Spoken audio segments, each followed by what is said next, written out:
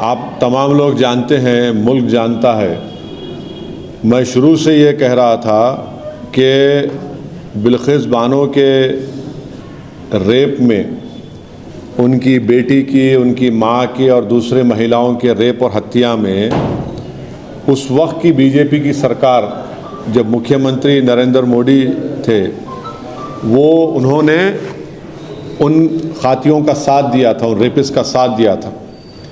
बिल्किस बानो का रेप हुआ, उनकी मासूम बच्ची का कत्ल हुआ और बिल्किस बानो ने ये लड़ाई खुद से लड़ी इंसाफ के लिए, अपनी इंसाफ के लिए। तो जो उस वक्त जब बीजेपी नरेंद्र मोदी मुख्यमंत्री थे, उस जो माहौल था गुजरात में, बड़ा ही ख़राब माहौल था।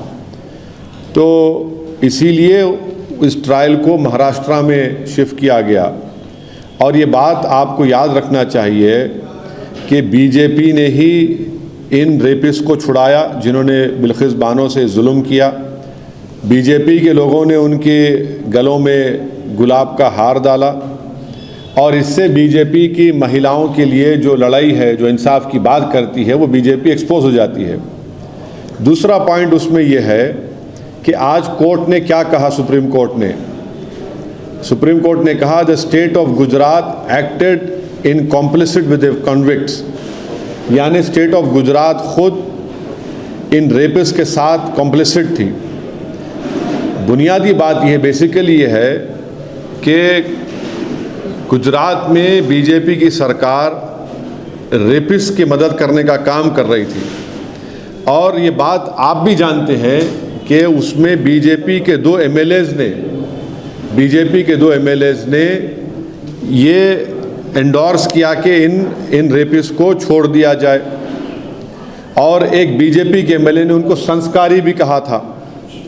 आज सुप्रीम कोर्ट ने ये साफ कर दिया कि गवर्नमेंट ऑफ गुजरात, जो बीजेपी की सरकार है वहाँ पर, उन्होंने बिल्किस बानो के रेपिस्ट को छोड़ने में मदद की, फ्री किया, और जबकि उनके पास ये इख्तियार नहीं था। मैं सुप्रीम कोर्ट के इस फैसले का वेलकम करता हूँ, खैर मुक़द्दम करता हूँ और उम्मीद करता हूँ कि मुस्तक़बिल में, फ्यूचर में कोई भी सरकार इस तरीक़े से एक्ट नहीं करेगी जिससे रेपिस्ट को छोड़ दिया जाए। रेपिस्ट जो होते हैं महिलाओं के, उनको ये मालूम होना चाहिए कि उनके पास कोई इम्यूनिटी नहीं है, और अगर कोई रेपिस्ट से समझ रहेगा कि मेरे पास एक रूलिंग पार्टी का आइडियोलॉजी का मैं मानने वाला हूं तो मुझे वो सरकार छोड़ देगी, वो उनको ये समझ जाना चाहिए कि पॉलिटिकल आइडियोलॉजी से आपको नहीं छूट मिलेगी। और आखिरी बात ये है कि इस तमाम चीज़ों में हम यूनियन होम मिनिस्ट्री के रोल को भूल जा रहे हैं।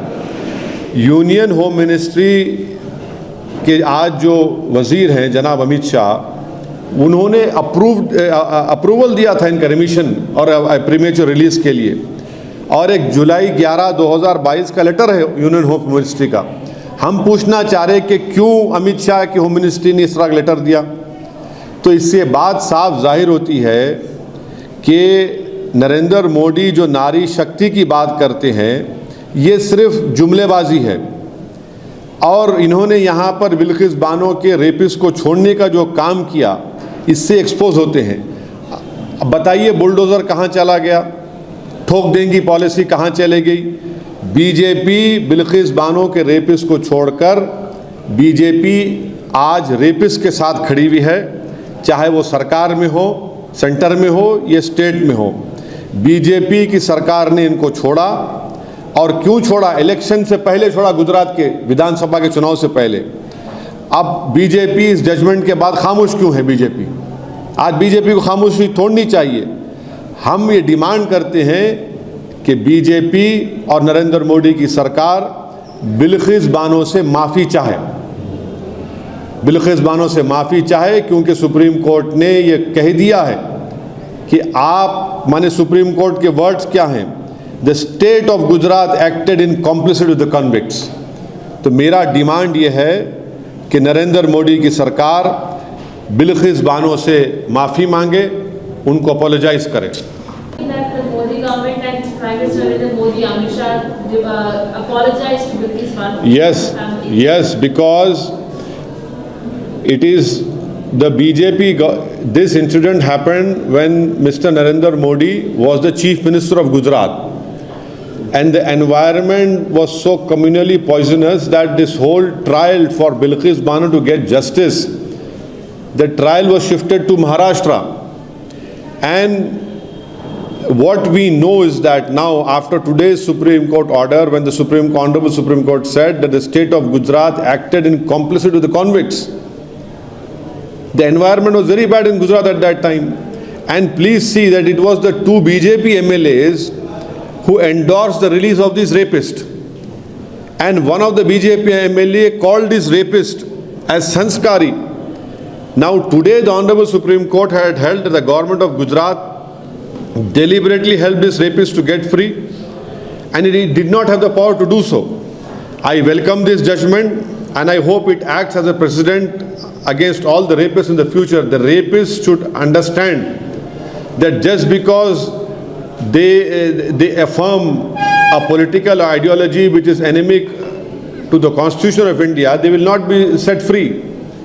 And the last important point is that the Union Home Ministry approved the remission and the premature release of these convicts through a letter dated July 11, 2022. It is very clear that when Sri Narendra Modi talks about Nari Shakti, it's just a hollow claim. It has no relevance on the ground, because it is they who are now standing with this, with the rapist of Bilkis Bano.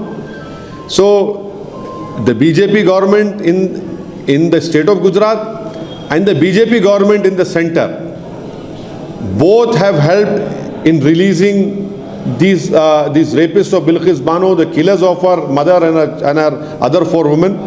That is why I demand that the BJP government in Gujarat and the BJP government in center, headed by Shri Narendra Modi, our Prime Minister, they should speak up and apologize to Bilkis Bano.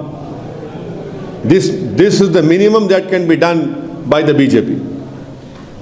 Sir अभी क्या इनको जो भी rapist है उनको फिर से पकड़ा जाए तुरंत, और बिल्किस को रिहैबिलिटेशन पे क्या क्या करना चाहिए? देखिए, अभी तो सुप्रीम कोर्ट ने कह दिया कि उनका रिमिशन गलत है, तो उनको वापस जेल जाना पड़ेगा। अभी ये है, बिल्किस बानो को इंसाफ नहीं मिला था, इसलिए गुजरात से वो महाराष्ट्र गई।